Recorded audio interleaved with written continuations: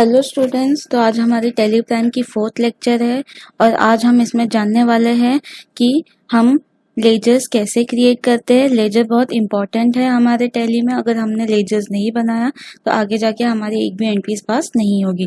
तो चले जानते हैं लेजर्स क्या होता है। A ledger is a date wise record of all transactions related to a particular account such as cash, sales, purchase and so on.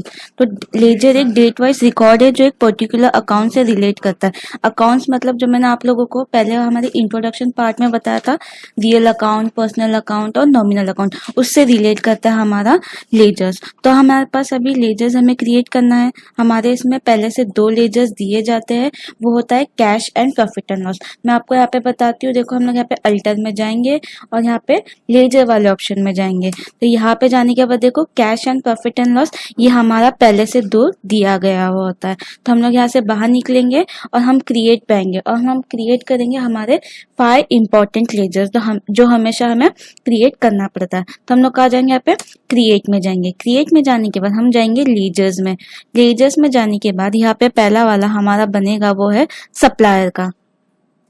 तो हम लोग यहाँ पे लिख देंगे सप्लायर और सप्लायर जाता है अंडर सन्ड्री क्रेडिटर्स। हमें ऐसे डालना है सप्लायर, फिर अंडर डालना है सन्ड्री क्रेडिटर्स और फिर से हमें क्या कर लेना है, एक्सेप्ट करके ले लेना है। यहाँ पे मैं शॉर्टकट की के थ्रू एक्सेप्ट कर रही हूँ, वो है Ctrl+A। तो इसको मैंने क्या कर लिया है, एक्सेप्ट करके ले लिया है। उसके बाद नेक्स्ट हमारा है कस्टमर। तो हम लोग यहाँ पे बना लेंगे कस्टमर, एंटर करना है और अंडर सन्ड्री डेटर्स। तो हम लोग क्या करेंगे, यहाँ पे अंडर सन्ड्री डेटर्स डाल देंगे और उसको फिर से शॉर्टकट की के हेल्प से Ctrl+A से एक्सेप्ट करके ले लेंगे। कस्टमर के बाद बनेगा हमारा परचेज। तो हमने यहाँ पे लिख दिया परचेज, फिर एंटर करके नीचे आ जाएंगे। परचेज अंडर जाएगा परचेज अकाउंट पे और इसे भी हम क्या कर लेंगे, एक्सेप्ट कर लेंगे। हमें सिर्फ ये नाम डालना है और क्या करना है, उसका अंडर डालना है, बाकी हमें कुछ भी फिल नहीं करना है। उसके बाद हमें क्या करना है, इसको एक्सेप्ट करके ले लेना है। उसके बाद क्या है हमारा 4th वाला है सेल्स। तो हम लोग यहाँ पे आ जाएंगे और सेल्स अंडर जाएगा सेल्स अकाउंट, इसे भी हम लोग क्या कर लेंगे, एक्सेप्ट करके ले लेंगे। उसके बाद लास्ट वाला है हमारा बैंक। आप कोई भी बैंक बना सकते हो, जिसे मैंने यहाँ पे ले लिया बैंक ऑफ इंडिया।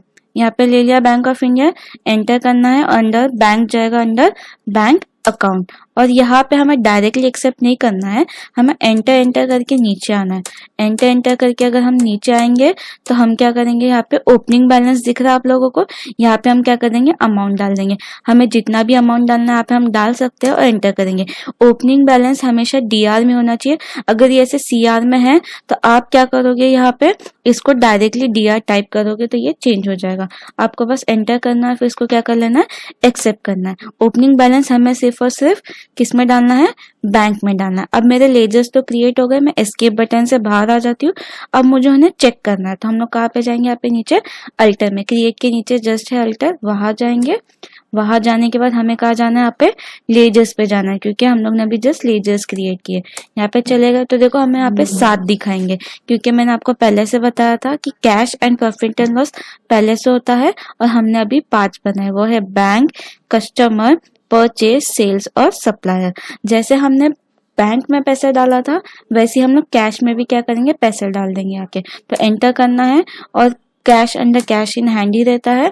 एंटर करना है और यहाँ पे नीचे आना है ओपनिंग बैलेंस पे और यहाँ पे हमें क्या करना है, ओपनिंग बैलेंस डाल देना, एंटर करके एक्सेप्ट कर लेना है। कैश का भी ओपनिंग बैलेंस DR में होना चाहिए, CR में नहीं। और उसको क्या करना है, हम लोगों को एक्सेप्ट करके ले लेना है। तो हमने अभी क्रिएट किए 5 इंपॉर्टेंट लेजर्स। तो आज का हमारा ये लेक्चर यहीं पे एंड होता है। अब हम नेक्स्ट लेक्चर में देखेंगे स्टॉक ग्रुप, स्टॉक आइटम्स वगैरह कैसे क्रिएट किया जाता है। Thank you.